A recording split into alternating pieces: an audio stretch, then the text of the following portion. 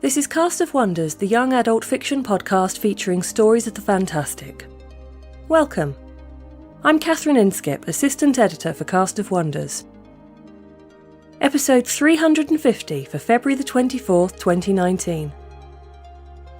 Today we bring you the concluding part of our two-part story, The Last Fifth by Naru Dame Sundar, a Cast of Wonders original. Naru Sundar writes speculative fiction and poetry. His fiction has appeared at Shimmer, Podcastle and Kaleidotrope, among others. He lives amongst the redwoods of Northern California. You can find him on Twitter as @Naru_Sundar and online at www.shardofstar.info. The narrator of The Last Fifth is Amin M. Arif. He is a proud Pakistani American, a guitar player in 2 rock bands, a songwriter and an occasional singer. He's also a Sharpie artist and a Beatlemaniac.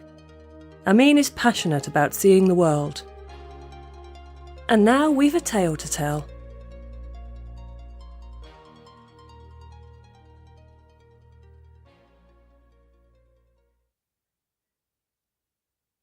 The Last Fifth by Naru Dame Sundar. Narrated by Amin M. Arif.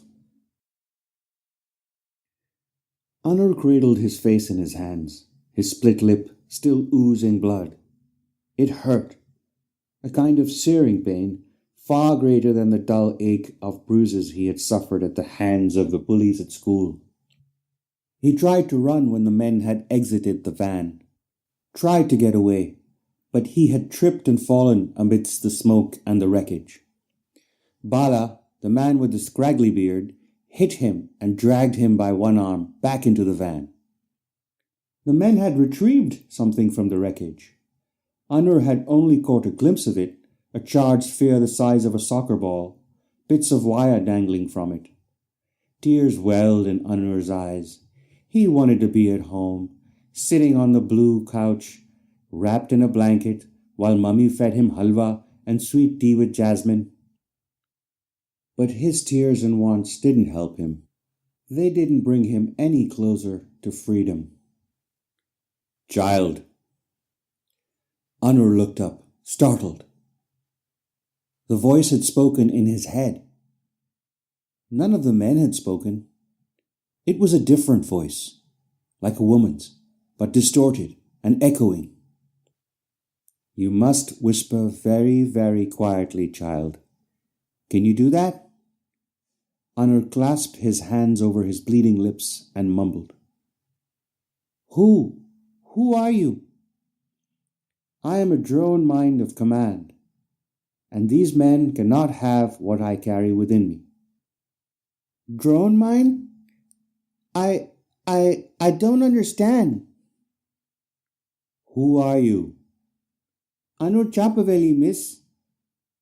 Please, do you know how I can get away from these men? Please help me.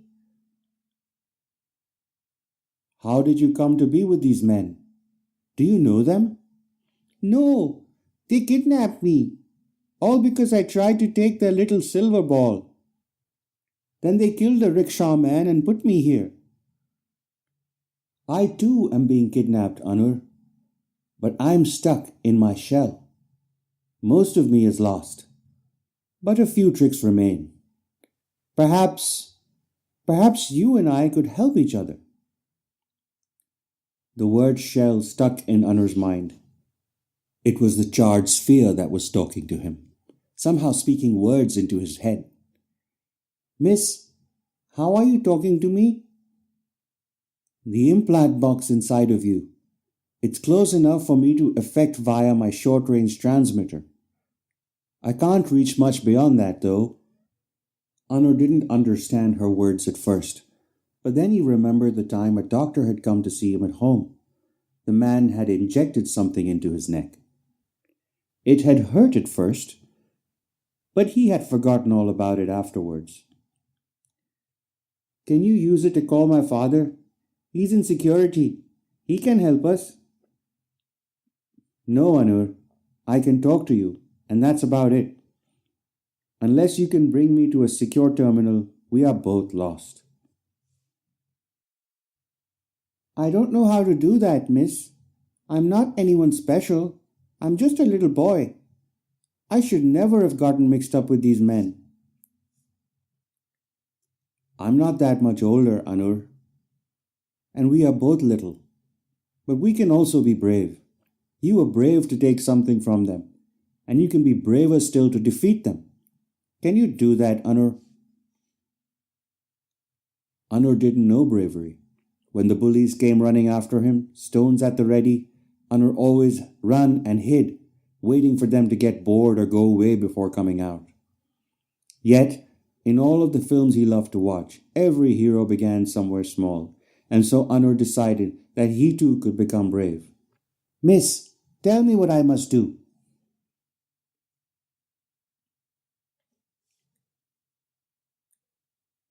Radha was cut off from mother and from command, but she still had tools at her disposal. She scanned, reaching out into the spectrum on wideband, looking for a network to exploit. Luck favored her. Though the van was an older model, it had been retrofitted with updated systems inside the chassis. Simple meshed sensor arrays and control structures with little security to withstand her own countermeasures. It would do. It would risk the boy, but she could not simply sit by and let these men dissect her innards, not without a fight. She was still a soldier of command. Anur. Yes, miss. We don't have many options, and the best one I can see still involves risk to us both. But what these men intend is a certainty, and balanced against that, we must act. I'm scared, miss. That's all right, Anur.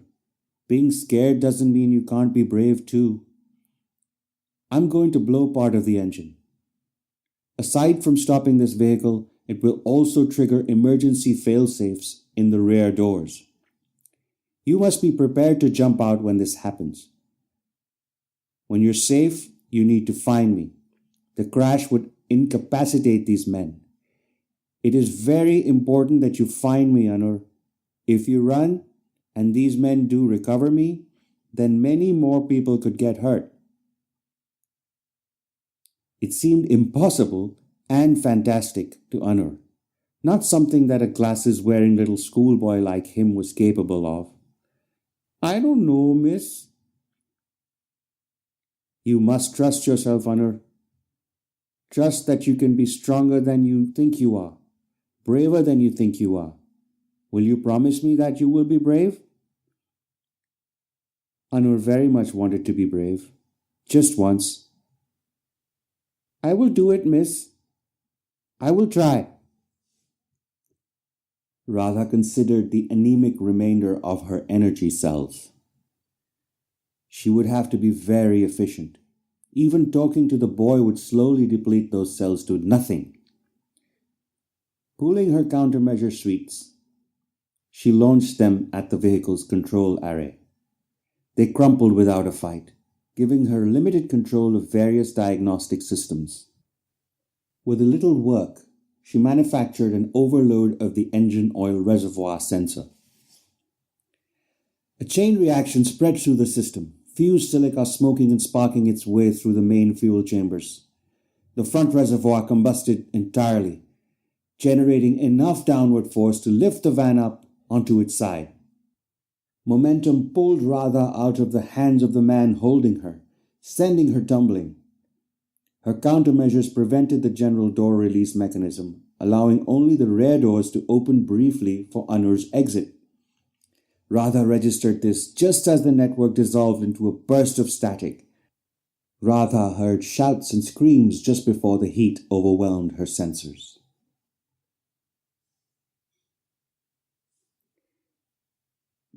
Anur raised his face from the wet, sticky mud. It reeked of something foul, but it was freeing not to be trapped in the back of the van. He desperately wanted to run far away from all of this, but he had promised to be brave. The wrecked van lay smoking on its side, its roof crumpled against the side of a hill. Rising to his feet, his body racked with bruises, he tottered closer to the van, searching for a sign of the sphere. It lay nestled in the scorched arms of the body. Anur didn't want to go near the dead man. He didn't want to smell the burnt flesh. But for the first time, he felt something spark within himself, something bold that pushed him forward. Grabbing hold of the warm metal, Anur pulled it free. No voices called out to him. No guns raised their barrels towards him. And for a moment, Anur thought he was truly free. "Miss, I have you. I don't see any of the men." A voice groaned, startling Ankur. "Bala! Gods, not you too. Get up, Bala! Get up!" Cullen knelt near the hood of the van, trying vainly to wake his friend, but Bala was dead. Cullen's head turned and saw Anur holding the sphere. "You! Boy!" One of Cullen's eyes was melted like a runny egg, and gashes covered his entire shoulder and leg. With shaking hands, Cullen grabbed Bala's pistol and began thumbing his way through the authentication cycle. The drone's voice whispered in Anur's ear, "Run, child, run!" Tall banyans shaded the road on which the van had crashed, thick sedge encroaching on the asphalt. The road curved out of sight in both directions. Few options seemed viable, until Anur spied the familiar columns of a temple rising from behind a banyan in the distance. Tucking the sphere under his arm, Anur slipped through the sedge. He worked his way through the dense grass, following the sound of bells and the murmur of prayer sounding from the temple. Branches scraped against his skin, but fear drove him onward. Behind him he heard the chime of the gun accepting Cullen's thumbprint. The temple boundary was marked by a large gate, clusters of deities carved across the tall spire of the traditional gurami that crowned it. As Anur passed under the gate, he heard the bark of the gun, and shattering fragments of carvings fell behind him.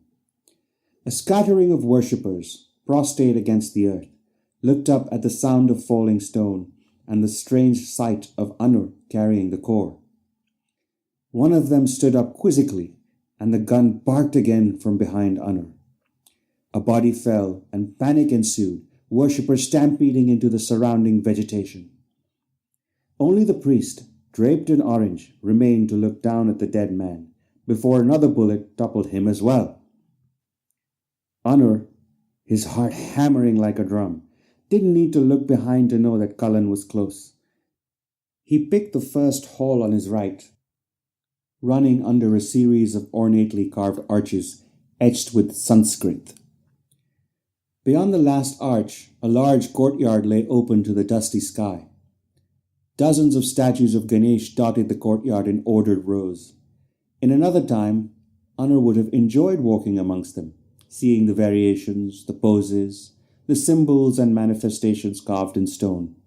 But fear drove him. Rushing towards the back row, Anur huddled behind the large plinth of one of the statues, pungent from the magnolia garlands draped upon it. Cullen was close. Anur could hear the wounded man's limping walk, the scrape of a weaker foot across the stone tile. "Just give me the core, boy, then I'll let you go." The man's breathing was labored, but Anur could feel his anger from where he lay hidden. Anur whispered into the charred sphere, "Miss, what should I do? He said he'd let me go." "Don't listen to him, Anur. How many people has he killed already? He won't want to leave witnesses." "Then what should I do? I'm scared." "I'm thinking, Anur. I'm thinking. How far is he?" Maybe 20 meters, miss. His leg is dragging." Radha had run out of options. If he took her, the boy would die, and the man and his brethren would carve out command codes from under her skin. Their pursuer had used an authenticating weapon. That much she knew. It implied batteries and circuitry within the gun, electronics susceptible to the one countermeasure she had left. The wounded man continued to speak as he moved closer. My brother Pankaj is just 15, boy, caught on the wrong side of the border. But the ministry won't negotiate for his relief, not for one of us. So I have to do this. Why do you resist, boy? Think of Pankaj, not much older than you. Won't you help him? Radha could hear the boy's labored breathing on her audio pickup. I know you're scared, Anur. I know he is close, and I know he has a gun. We can do something about that, you and I. But it will require a lot more of you, a little more courage. Anur could only think of how near Cullen was. He whispered in panic. He's coming closer. Yes, but I will take care of that. What I need from you is to remember something. It's a kind of a key, a string of numbers. There is a button underneath my shell. You're going to have to press it. Once you do, you will need to recite the sequence correctly. I cannot help you. Once you press it, I'll be disconnected from the rest of the corps. Trust me, Anur, this is the only way to stop that man. Anur was good with numbers. His father had taught him a memory game, to see who could remember the longest sequences. Anur wasn't as good as his father, but he was better than the other school children. He remembered the moment when he had punched Bala, that moment when he had felt strong and powerful. He could relive that moment again here. He could rise to that challenge, just like in the films. I can do it, miss. I can do it. But please hurry.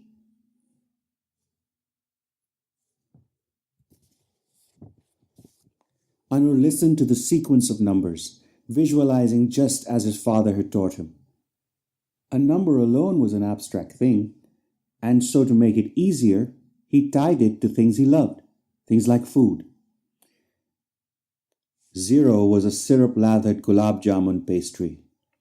1 was a chili-studded pakoda, fresh out of the fryer. 2 was an idli, soft and tender. 3 was lime pickle, sour and biting. 4 was chaat, fresh out of the tawa. 6 was halwa, sweet and luscious. 7 was tea, with milk and honey. 8 was a dosa, as large as his arm. 9 was garlic-suffused lamb curry. Anur imagined a table reaching out to the horizon. He saw the dishes laid next to each other, matching the sequence that the voice gave him. When it was done, the voice fell silent. It was up to him now. He reached underneath the shell, nervously watching Cullen and his gun, slowly creeping closer. He found the button and pressed it. A small bell chimed, just as the drone had mentioned. Anur began to recite the code. Pakoda to dosa to halwa to lime pickle. Dish after dish, redolent in spice and flavor and memory. The scraping of Cullen's wounded foot came ever closer, but Anur ran through the sequencing with increasing confidence.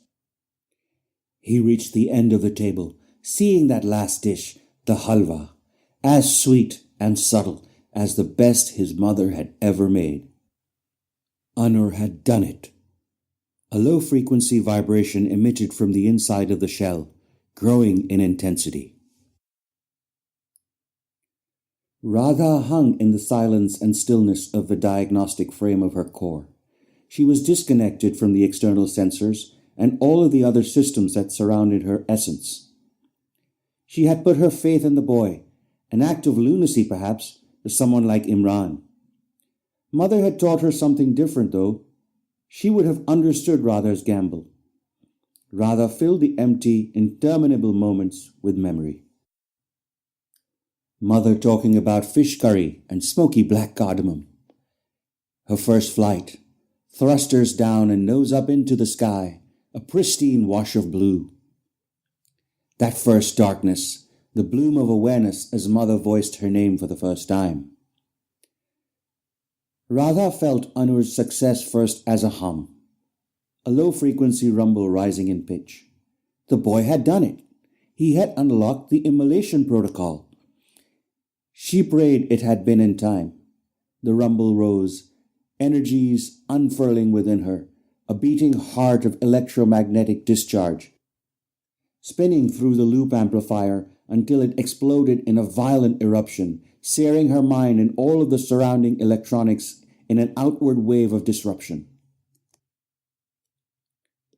Peeking out from behind the plinth, Anur saw Cullen standing 4 meters away, gun raised. The hum within the shell pitched to a screeching whine before something warm rippled out from the sphere like lightning, blue aura sparking across Anur's belt buckle. His skin crawled as the aura expanded through him, and something burned needle-sharp in his neck. Light and flame flashed from the rear of Cullen's gun, and battery fragments exploded across his face. Cullen collapsed, blood pooling from his head, an expression of surprise on his face. Anur heard him gasp out a long, wheezing breath. "I am sorry, Pankaj. Who will remember you now? The sentence never finished. Warily, Anur stepped out from behind the plinth, eyeing the stillness of the body. He tried to talk to the sphere, but no further words issued there either. Whatever weapon he had unleashed had destroyed the core as well. Looking up at the darkening sky, Anur realized he was free. He turned to the tusked face of the nearest statue and clasped his hands in prayer, reaching out to holy Ganesh, under whose auspices his terrifying adventure had begun and ended. He prayed for assistance to find his way home, to his mummy's sweet halwa and jasmine tea. He prayed for little Pankaj, alone and forgotten somewhere. Most of all, he prayed for the soul of his shiny friend, now gone. Already the sights and smells of the ordeal were shifting into the oversaturated artificiality of the film. But no parade of ankle-belly dancers appeared to raise him up on their shoulders. Anur's victory was solitary and unwitnessed, his and his alone.